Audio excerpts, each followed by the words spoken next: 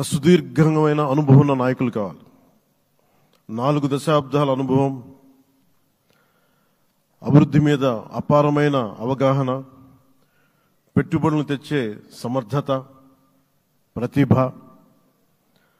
విదేశాల్లో ఉండే నాయకుల్ని మలేషియా దగ్గర నుంచి, సింగపూర్ దగ్గర నుంచి, యూరోప్ దగ్గర, అమెరికా నుంచి ఆ దేశాల అధ్యక్షుల్ని తెలుగు రాష్ట్రాల వైపు దృష్టి మళ్లించేంత శక్తి సమర్థత ఉన్న శ్రీ నారా చంద్రబాబు నాయుడు గారికి ఆయన నాయకత్వం చాలా అవసరం, ఆయన అనుభవం చాలా అవసరం. అలాంటి అపారమైన అనుభవం ఉన్న వ్యక్తిని, అనుభవం ఒకటే కాదు, ధైర్యశాలి.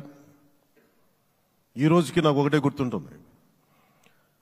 మన తాడేపల్లిగూడెం సభలో చెప్పాను, చాలా క్లేమోర్ మైన్స్ పేలిపోతే జీప్ ఎగిరిపోయి కింద పడితే చొక్కా దులుపుకొని ఆయన మళ్ళీ వచ్చి రాజకీయం చేసిన వ్యక్తి. ఈ రోజున సైబరాబాద్ ఉంది అంటే అది శ్రీ చంద్రబాబు నాయుడు గారి దార్శనికత. అలాంటి వ్యక్తి, ఆయన అనుభవం ఈ రోజున 2024 ఆంధ్రప్రదేశ్కి ఎన్డీఏ కూటమి తరపు నుంచి ముఖ్యమంత్రి అభ్యర్థిగా శ్రీ నారా చంద్రబాబు నాయుడు గారి పేరుని జనసేన పార్టీ పక్షాన నుంచి మేము బలపరుస్తున్నాం.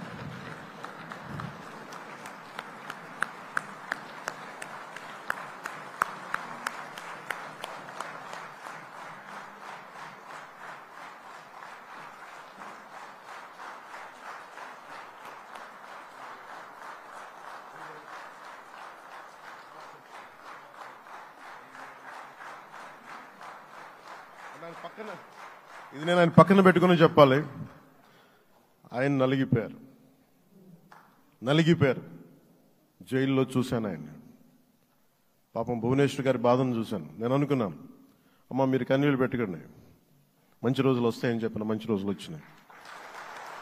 వారికి మనస్ఫూర్తిగా వారికి నా హృదయపూర్వక శుభాకాంక్షలు. మీరు అద్భుతమైన పాలన ఇవ్వాలి అందరికీ మనస్ఫూర్తిగా మీకు నేను తెలియజేసుకున్నాను సార్.